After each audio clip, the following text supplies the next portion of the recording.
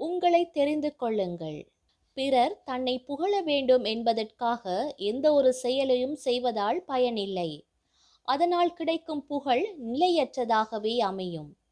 புகழ் உங்கள் அறிவால், திறமையால், புத்திசாதுரியத்தால் தானாகவே கிடைப்பதாக இருக்க வேண்டும். அது எப்போது கிடைக்கும் என்று குறிப்பிட்டு சொல்ல முடியாது. சிலர் என்ன செய்வார்கள் என்றால் கடினமாக உழைத்து கொண்டே இருப்பார்கள். இரவும் பகலும் தங்கள் பணியை பற்றியே சிந்தித்துக் கொண்டிருப்பார்கள். அதற்காக தங்கள் உதிரம், வியர்வை என்று அனைத்தையும் சிந்துவார்கள்.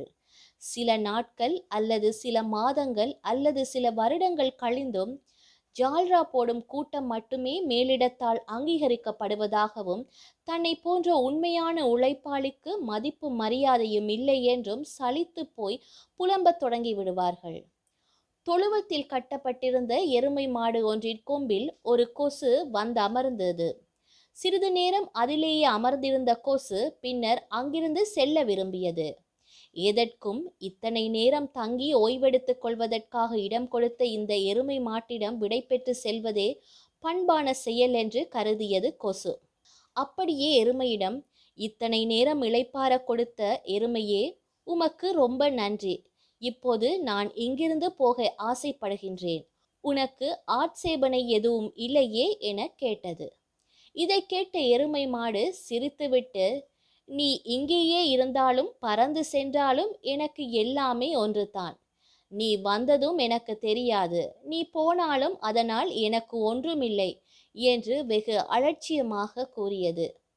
இதே கொசு எருமையின் உடம்பில் அமர்ந்து அதனை கடித்து இரத்தத்தை உறிஞ்சிவிட்டு இவ்வாறு பேசியிருந்தால் அப்போது எருமை என்ன கூறியிருக்கும்? இவ்வாறு கொசுவை அலட்சியப்படுத்தி இருக்குமா? எனவே ஒருவன் தான் சரியான இடத்தை தான் தேர்ந்தெடுத்து கொண்டிருக்கின்றோமா என்பதை முதலில் நன்றாக புரிந்து கொள்ள வேண்டும். அதன் பின்னரே அந்த இடத்தில் உழைக்க தொடங்க வேண்டும். புத்திசாலித்தனமாக உழைப்பு முடிந்த பின்னர் நீங்கள் அங்கிருந்து விடை பெற்றால்தான் உங்கள் அருமை அனைவருக்கும் தெரியும். உங்களை யாரும் அலட்சியப்படுத்தாமல் அங்கீகரிப்பார்கள்.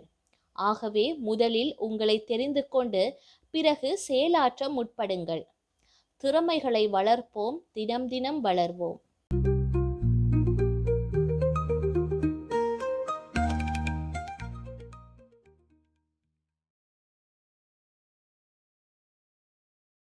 செய்திகளை உடனுக்குடன் தெரிந்து கொள்ள உடனே சப்ஸ்கிரைப் செய்து பெல் பட்டனை கிளிக் பண்ணவும். மேலதிக செய்திகளை தமிழ் தாய் இணையதளத்தில் பார்வையிடலாம்.